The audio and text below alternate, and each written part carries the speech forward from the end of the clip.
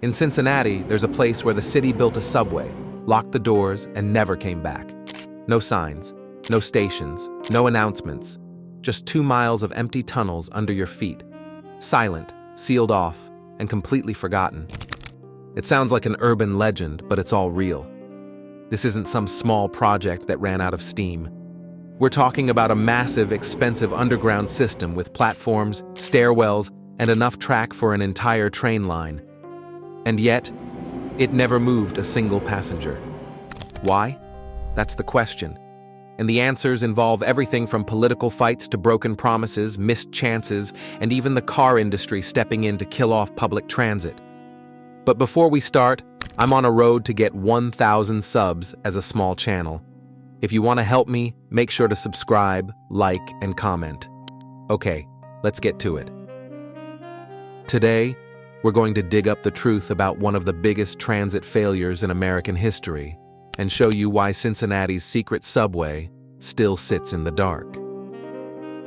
Back in the late 1800s and early 1900s, Cincinnati was booming.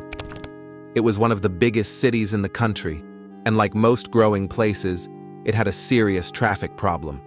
The streets were packed with horse-drawn wagons, streetcars, and later, cars. Downtown was a mess. To make room, the city drained an old canal called the Miami and Erie Canal. Locals used to call it the Rat Hole because it was dirty and full of trash. But it ran straight through the city, and leaders saw an opportunity. Why not turn the canal into a subway? In 1916, voters approved a $6 million bond, worth a lot more in today's money, to build the system. It was ambitious: twin tunnels, multiple stations, and tracks that would eventually loop the city. Construction officially started in 1920. The city was ready to enter the modern age with its very own subway. For a while, it actually looked like it was going to happen. But that didn't last. When construction kicked off in 1920, crews got to work fast. They tore up the old canal and started digging a brand new underground rail system right through the heart of Cincinnati. The plan was to build about 16 miles of track, with 4 miles running underground. By 1927, they had completed about 2.2 miles of tunnel, mostly under what's now Central Parkway. They even built 4 full subway stations and laid the groundwork for several more. The tunnels were wide enough for 2 tracks side by side, and they curved smoothly to handle train turns. Everything was designed to be strong, modern, and ready for expansion. People were excited. For a while, it looked like Cincinnati was about to lead the way in American public transit. Local newspapers followed the progress, and the city imagined a future where you could hop on the subway and get across town in minutes. But behind the scenes, cracks were already starting to show. Costs were rising fast, political arguments were getting heated, and what started as a sure thing started to feel more and more uncertain. They were building something incredible, but no one could see where it was going. So what happened? How do you get that far into building a subway and then just stop? It started with money. The $6 million approved in 1916 seemed like enough, until inflation hit after World War I. By the time work was underway, construction costs had doubled. They needed millions more just to finish what they'd started. Then came the politics. The subway was run by a special board, but control kept shifting between city officials, county leaders, and state agencies. Everyone had a different idea about how to run the system, or whether to finish it at all. Arguments dragged on, decisions stalled, and the project got stuck in red tape. By the late 1920s, the momentum was gone, and just when things couldn't get worse, the Great Depression hit. Budgets were slashed, priorities shifted, and people were just trying to get by. Building a subway no longer seemed urgent.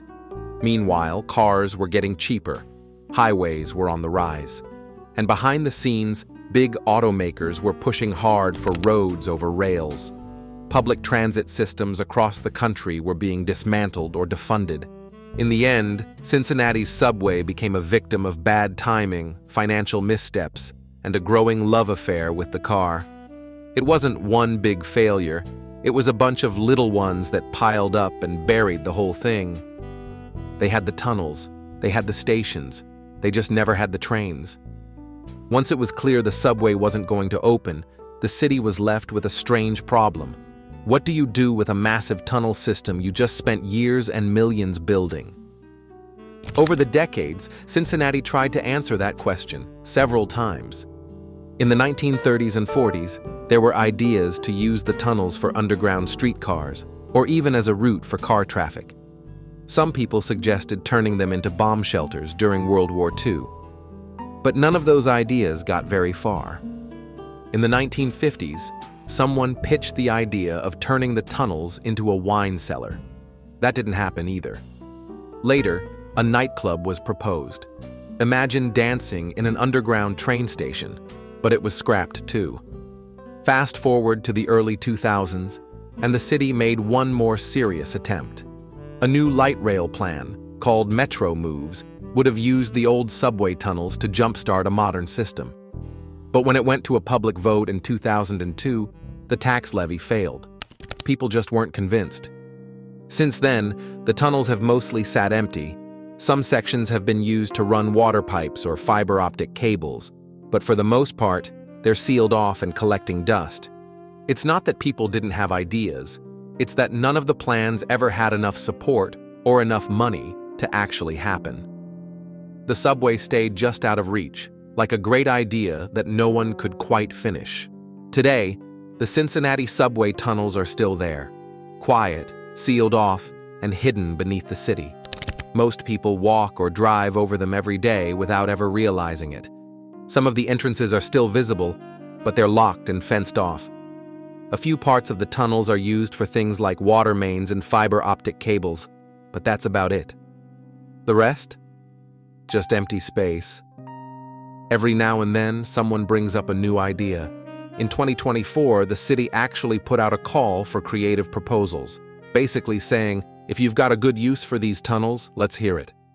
And people responded with everything from urban art spaces to bathhouses, even underground kayaking training centers. One group pitched something called the Rhine Line, a cultural project that would turn the tunnels into a public destination with performances, lights, and interactive exhibits. Cool ideas, right? But none of them have gotten the green light. Why? Same old story: cost. Fixing up the tunnels and making them safe, legal, and useful again would take tens of millions of dollars, and right now, no one's writing those checks. So the tunnels stay as they are, quiet, mysterious, and full of what-ifs. You'd think a giant abandoned subway would be a big deal, but in Cincinnati, most people barely know it exists. Part of the reason is visibility. The entrances are hidden or locked up, and there are no tours or regular access for the public. Over time, the city just kind of stopped talking about it. Another reason? The tunnels were buried by progress, literally.